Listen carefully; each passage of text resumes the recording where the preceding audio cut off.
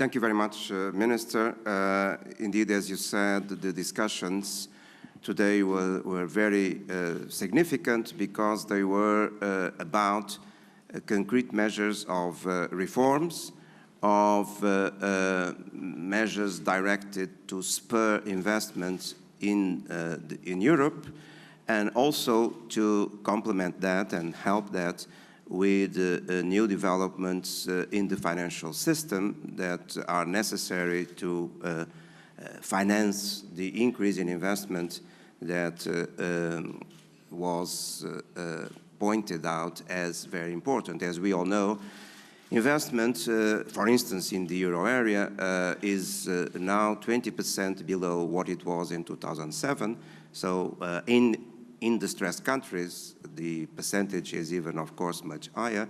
So we need a reversal in the behavior of investment, and that was behind the bulk of the discussions in the Ecofin meeting.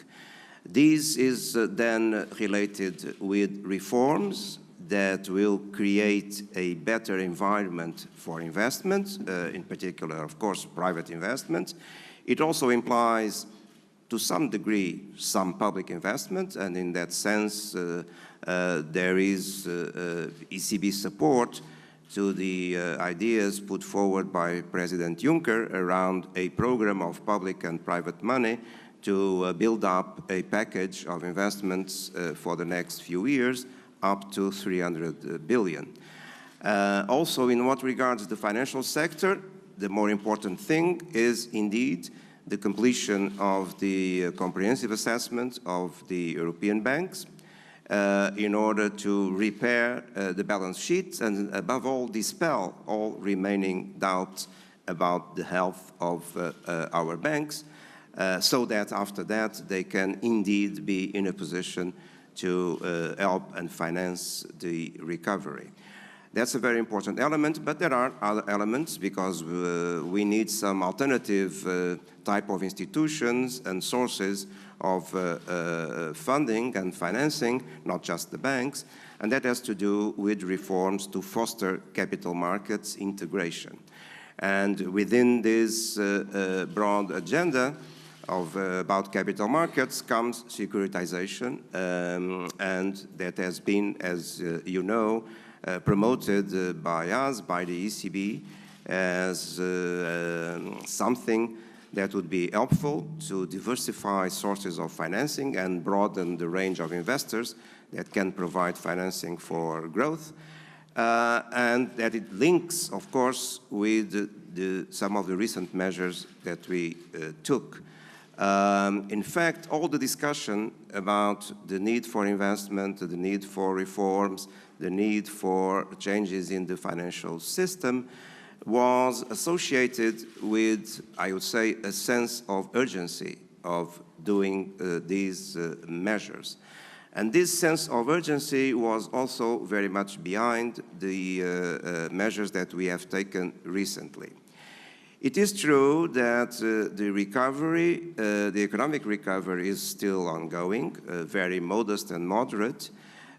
We anticipate that after the hiccup of the second quarter, where there was stagnation, there will be a positive growth in the third quarter, but that growth for the whole year will be below 1%, which is indeed very small.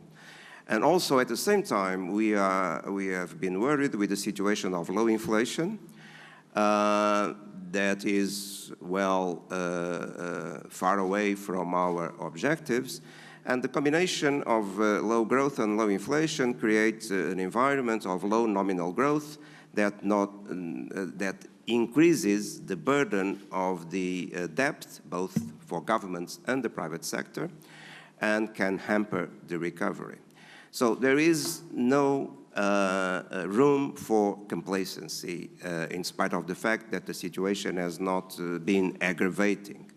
And there is no room for complacency also because potential growth is too low in Europe. So we need the reforms that can increase productivity and can increase potential growth in Europe.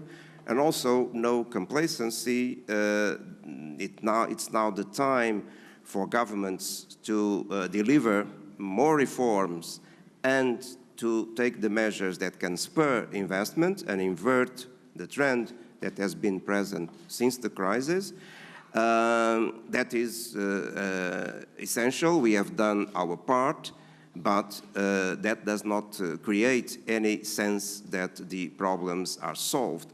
This sense of urgency and the need for no complacence is also, I think, underlined by the fact that if we make some historical comparisons, we see, for instance, that our countries in the euro area, after more than 6 years after the crisis, are still below the level of GDP of 2007, and that the same countries took less time in the 1930s to achieve that same target of the level of GDP in 1930.